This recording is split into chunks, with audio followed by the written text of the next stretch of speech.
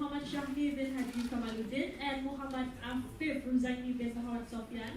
They're also from PTET, and today they will show us something from physics and chemistry. So give a round of applause for the experimenters. Bismillahirrahmanirrahim. Assalamualaikum warahmatullahi wabarakatuh. My name is Muhammad Shahmi. And my name is Muhammad Afif Ruzaini.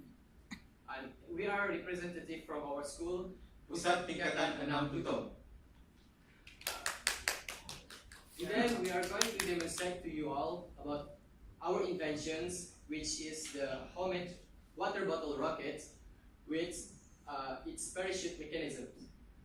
There are two main stages in this parachute, which are, first one is the launching, and the second stage is how the parachute mechanism works. My friend here, Afif, are going to explain how this rocket will launch. Okay. Before we launch the rocket, we will fill the water bottle with water, but only a quarter way up, so we can have some space for air. Now, my friend here is going to pump air into the water bottle, about 60 to 70 psi, so the water bottle will contain compressed air. Now, after we finish that, we will release the trigger, and so the water bottle will fly up into the air. Now, the main question is, why does it do that? Now, for this one, we have two parts. For the first part, but before I explain it, do any of you guys know what is the law of conservation of energy is? Do any of you know what it is? Please raise your hand. Not? Nothing? Energy changes states. I'll just explain it. So the law of conservation of energy states that energy cannot be destroyed nor created, but it can only be converted from one form of energy to another. And so, when my friend pumps air into the water bottle, he converts his own kinetic energy into stored energy into the water bottle. And now for the second part is Newton's third law. Do any of you guys know that? Please raise your hand. Nothing? Okay, all right. So Newton's third law states that when body A exerts a force on body B will exert the same amount of force to body A, but only in the opposite direction.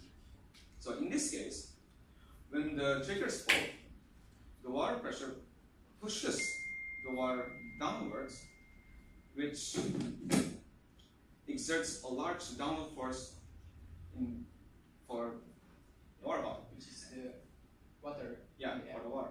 And then for there's the body A. For the body B, it is the water bottle itself. So when there's downward force, there will be an opposite but equal amount of force, which is when the water bottle fly up into the air. And now for the second stage, which is the parachute deployment system, which my friend is going to explain. I'm going to hand this over to the judges to look. Be careful, there's a pointy pin.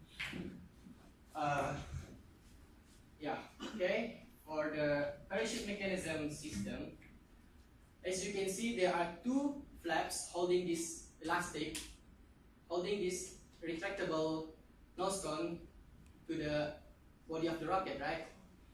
When my friend here pull this trigger, this releases the bottle into the air. As the bottle accelerates into the air, the speed of this bottle rocket increases, so as the air resistance acting on these flaps. Air resistance will push this lower flap downwards, releasing the pin. While it is still accelerating upwards, there is still air resistance closing these flaps down until it reaches the maximum height it can go. This rocket, when it reaches the terminal height, its maximum height, the velocity is 0 and it is partially stationary, right? So when velocity is 0, no air resistance acting on these flaps. So it will fly like this, and these flaps will open, releasing the parachute. What I'm trying to explain here is the parachute deployment will only deploy when it reaches the maximum height. Okay? Now we are going to demonstrate to you outside how this setup will work. Okay, everyone, we can go outside to see the rocket flying. Yay.